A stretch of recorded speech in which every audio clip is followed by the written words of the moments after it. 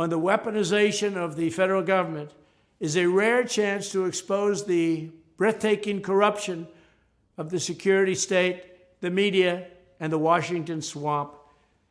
Here are just a few of the questions the committee hopefully will be asking. Number one, who is on the Mueller witch hunt that investigated me and ordered dozens and dozens of cell phones to be wiped clear of all data after the phones were requested by the Office of the Inspector General, who, by the way, did a fantastic report on the corrupt FBI and the corrupt Comey and all of the rest of them. But they asked that all data on their phones, never done this before, be wiped off. In some cases, they said, oh, I'm sorry, it was a mistake. Can you imagine what we would have found with Page and Strzok and all of them? Who in the Mueller team was in charge of leaking secret information and fake news stories to dishonest journalists, of which there are many, to perpetrate the Russia hoax? And that's what it was. Turned out it was a total hoax. It was all misinformation. It was all a horrible thing that was given to the people of our country illegally by a fake press and a corrupt press and by corrupt politicians. Why did numerous FBI and CIA analysts go out and purchase professional liability insurance the day the fake Steele dossier was first published? Because they knew it was fake. And they knew that sometime there'd be a guy like Trump that wants to go after them.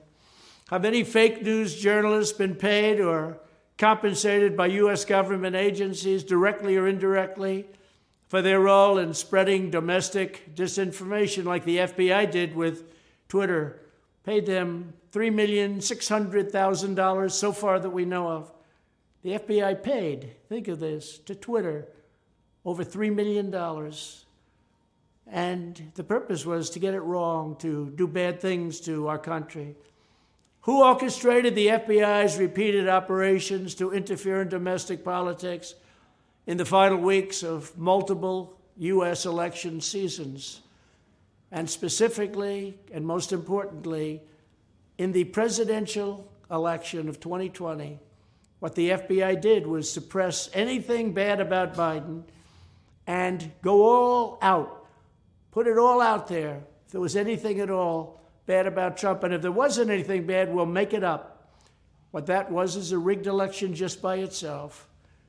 What was the role of federal agents and informants in pressing the crowd toward the Capitol on January 6th? And who is Ray Epps? Tell me about Ray Epps. Where does he come from? I think we know. In addition, the committee needs to do a full review of FISA warrants and any abuse of confidential government databases to conduct political spying on American citizens. They spied on American citizens illegally, and they got illegal approvals. The approvals were gotten by lying to judges. The judges should be very upset, but they don't seem to be. We should also get a full report on any domestic surveillance of MAGA supporters that has taken place under Biden or Obama and the radical left. Joe Biden is presiding over the most corrupt administration in American history. Their weaponization of law enforcement, intelligence agencies, and the deep state is in fact, deep-seated.